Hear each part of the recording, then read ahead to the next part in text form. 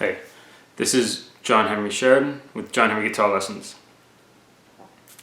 In this video I just want to give you a bit of a history of where we are as guitarists by showing some great guitarists in the past and letting you know what they kind of left for us to learn from. So let's get started. So to show you the pictures of these three guitarists that I'm going to talk about today, I'm using this book, The Complete Guitar Encyclopedia. As you may know from my other videos, I'm a big advocate of books. So if you are a guitarist, consider investing in some cool books. First guitarist I want to talk to you about is Kirk Hammett. He is one of my guitar heroes. He's from the band Metallica, although he started off in a band called Exodus in the early 80s, maybe even late 70s, I'm not sure, but in 83 he joined Metallica, and his solos are just like blazing fire, especially on Kill 'Em All and Ride the Lightning. Super fast, their first two albums, and just awesome. Now it's a certain style, and it's a flavor, so you're not always in the mood for, chocolate ice cream, so you're not always in the mood for Kirk Hammett solos, but when you are in the mood for it, it really hits the spot. Have a listen to Metallica. Many of us Metallica fans favor the early stuff, but just check out any Metallica and listen to the lead guitar playing. Kirk Hammett really rips it up. So the next guitarist I want to talk to you about is a guy named Jimi Hendrix.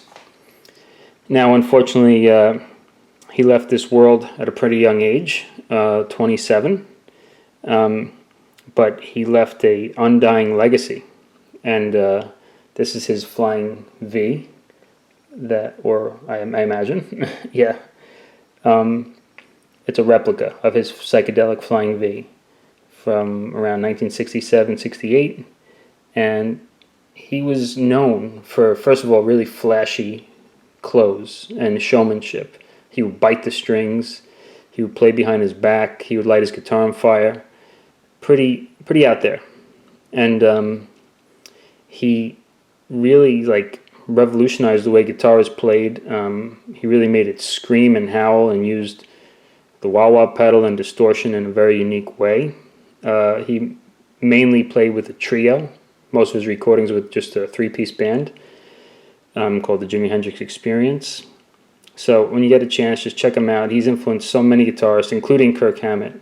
Kirk Hammett said the song Machine Gun by Jimi Hendrix really influenced him as a player.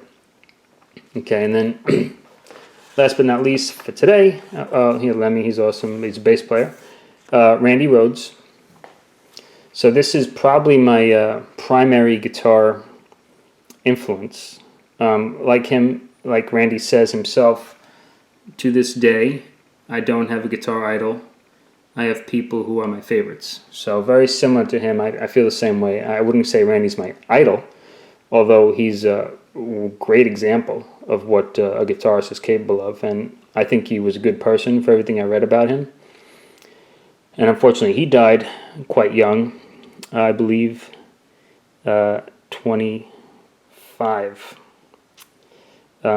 Yeah, and anyway, he started the band Quiet Riot and in LA. He was also a great guitar teacher and taught many students. And he was a great guitar learner, student himself. So he would take lessons as he traveled around the country with Ozzy. He would find the teacher in the local city, sign up for a lesson, and then he would end up teaching the guitar teacher more than he was learning. But he was so hungry for more, knowledge on the guitar. And he did say one day he planned on just going to get a degree in classical guitar. Unfortunately, that never happened. But he definitely inspired me, and I did study classical guitar in college, so hope to have made him proud in that way. And I play rock, and I also teach similar to him. So he's also called an old soul. Sharon Osbourne called him an old soul. So I think truly special person as well as an incredible guitar player. It's said that he would layer his solos 3 times. I'm not sure if this is 100% true, but this is what I heard, that he would put his solos down 3 times. So the solo that you're hearing is like a tripled solo. And it was so well crafted that it sounds like one unified guitar playing this incredibly detailed stuff. But that's how well he composes solos, that he could play it over and over again and sound exactly the same. Okay, that's all, guys. That's all for today's episode about guitarists to know. So please, if you haven't listened to these guys much yet, or if you heard them a little bit, dig in a little deeper. See if you can find something that you really like about it or appreciate about it. If you really want to be a great guitarist, even if you just want to be an okay guitarist, which is a perfectly wonderful goal too, you have to listen to music. And the greater of a guitarist you want to be, the more important it is, in my opinion, to listen to great players. It doesn't have to be just guitarists, but great players of any kind, to really learn what it takes to be great. So, I hope this was inspirational to you in some way. If you have some other guitarists that you recommend people to know, feel free to leave a comment below and say which guitars you feel are super important. Of course, there are so many I didn't cover. I just want to keep it kind of simple for today. Okay, until next time, this is John Henry Guitar Lessons signing out.